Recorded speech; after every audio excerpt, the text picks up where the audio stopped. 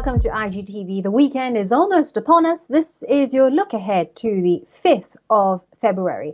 Now, it's been a week so far punctuated by big tech earnings and also non-farm payrolls. So you'll be pleased to hear that things come down a notch, but not by much in the coming week. Let's start off with the economic data. We've got Australia's trade balance to kick off with, and the Caixin out of China, but also pay attention to Germany's trade balance and producer prices out of the eurozone and the ISM manufacturing PMIs from the US. Later on in the week, it's retail sales out of the UK, along with an RBA interest rate decision from Australia. They're likely to stand pat. Germany out with factory orders and eurozone retail sales as well. And don't forget, we've got the API crude oil inventories out of the US. From Germany, we've got industrial production midweek. The Halifax house price data will be interesting, given most of the house builders, not all of them, have pointed to a very tricky 2023 still. Look out for trade balance figures out from Canada and the US as well.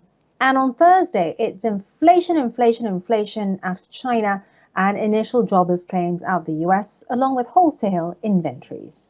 And then we end the week with some other data points from Canada and the US. But the interesting one is the Baker Hughes oil rig count, given that many analysts out there still think that it's really a supply picture that's driving oil prices, not so much geopolitics, and that perhaps the supply picture, if it and also the demand picture, especially out of China, if that doesn't improve, then we could see oil prices fall further.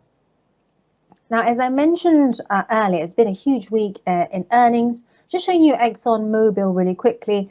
As you can see there, it has moved quite a bit, but let's just show you the minute chart, because that will give you a better idea of the reaction that ExxonMobil, saying that it has had quite an interesting period.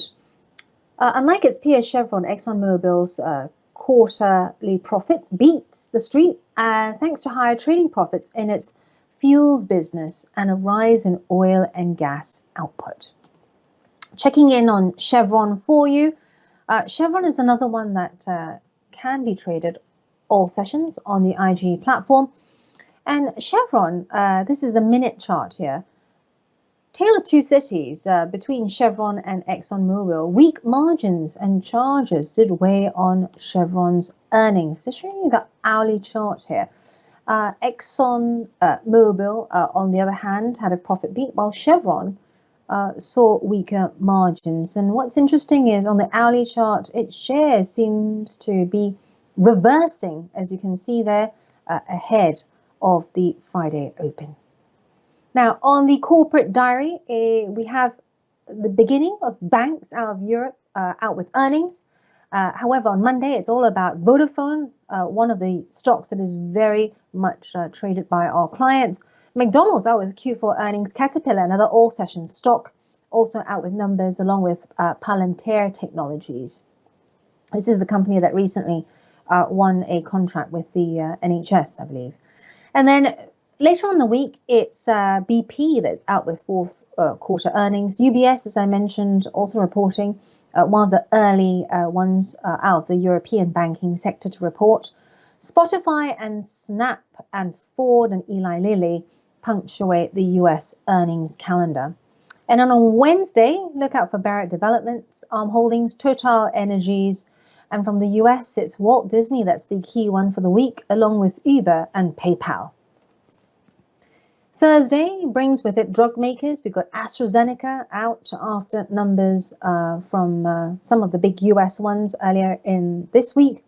Unilever is also out with full year earnings. Of course, that gives us a broad-based bird's eye view as to how consumers are feeling. Remember, Unilever and stocks like Unilever that produce products that most consumers need as essentials did rather well during the pandemic, and then it also saw some resilience in the cost of living crisis, because many of these companies, including Unilever, were able to pass on higher costs. However, that's been harder to do now as the rate of inflation, or the easing of inflation, remains rather slow. We have Siemens and Societe Generale out with earnings as well, along with Phillips Morris International. And we end the week with Bellway out with a trading statement, and Hermes also comes out. Hermes will be a key one to watch after many luxury stocks got a boost after an upbeat outlook from the bellwether LVMH, and PepsiCo is out with fourth quarter earnings. So really busy, as you can see. Still, it's a notch down, slight notch down from the activity in terms of earnings that we saw this week. Have a good weekend and continue watching our analysis, if not on IGTV, but on IG.com.